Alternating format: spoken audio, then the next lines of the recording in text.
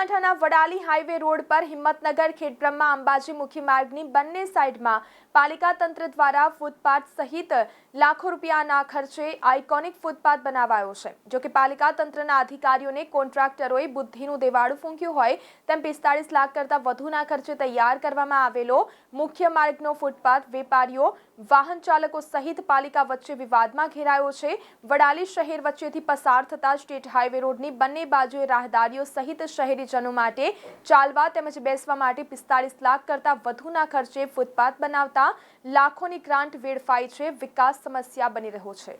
સાબરકાંઠાના Vadali highway road પર હિંમતનગર ખેડબ્રહ્મા અંબાજી મુખ્ય માર્ગની બંને સાઈડમાં પાલિકા તંત્ર દ્વારા ફૂટપાથ સહિત લાખો રૂપિયાના ખર્ચે આઇકોનિક ફૂટપાથ બનાવાયો છે। જો કે પાલિકા તંત્રના અધિકારીઓને કોન્ટ્રાક્ટરોએ બુદ્ધિનું દેવાળું ફૂંક્યું હોય તેમ 45 લાખ કરતાં વધુના ખર્ચે તૈયાર કરવામાં આવેલો મુખ્ય માર્ગનો ફૂટપાથ વેપારીઓ વાહન ચાલકો સહિત પાલિકા વચ્ચે વિવાદમાં ઘેરાયો છે।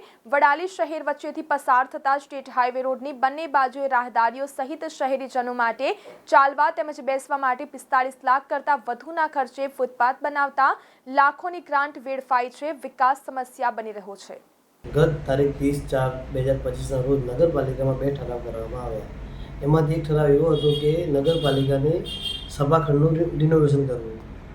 બીજો ઠરાવ એવો હતો કે નગરપાલિકા આપણે અન્ય જગ્યાએ સ્થળાંતર કરવી, જેમ કે સ્ટેશન વિસ્તારમાં લઈ જવી। અમે સર્વાનુમતે કોંગ્રેસ અને ભાજપ બંને સદસ્યો એક થઈ અને અમે અમારી મંજૂરી આપી। પછી અમને જાણવા મળે છે કે ગત તારીખ 15/16 કે નગરપાલિકાએ રિનોવેશન નામે 40 લાખનું ટેન્ડર બહાર પાડવામાં, અંદાજિત 40 લાખનું ટેન્ડર બહાર પાડવામાં આવ્યો।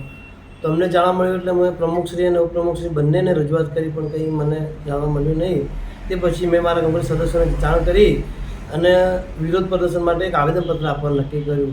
એટલે ગત તારીખ 29 અમે ચીફ ઓફિસરને આવેદનપત્ર આપવામાં આવ્યું કે આ પૈસા લોકોના ટેક્સના પૈસા છે, નહીં કે કોઈક પાર્ટીના કંઈના તમે ઓફિસના રિનોવેશન માટે અને એક કારોબારી ચેરમેન પ્રમુખની રિનોવેશન ઓફિસર માટે આટલા બધા મોટા પાયાના રૂપિયા તમે ખર્ચ કરી શકો। આ પૈસા લોકોના ટેક્સમાં છે, લોકોના કામમાં વાપરો।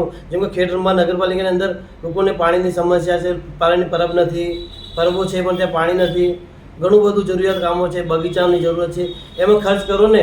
આ પૈસા ખોટા ઓફિસોમાં ખર્ચ કરવાનું ક્યાં આવે? અને ખર્ચ કરો તો વાંધો નથી, નોર્મલ પૈસામાં પણ 5-10 લાખમાં પણ આ રિનોવેશન થઈ શકે છે। એમાં અમારો કોંગ્રેસ પાર્ટીનો સખત વિરોધ છે તમામ સદસ્યોનો।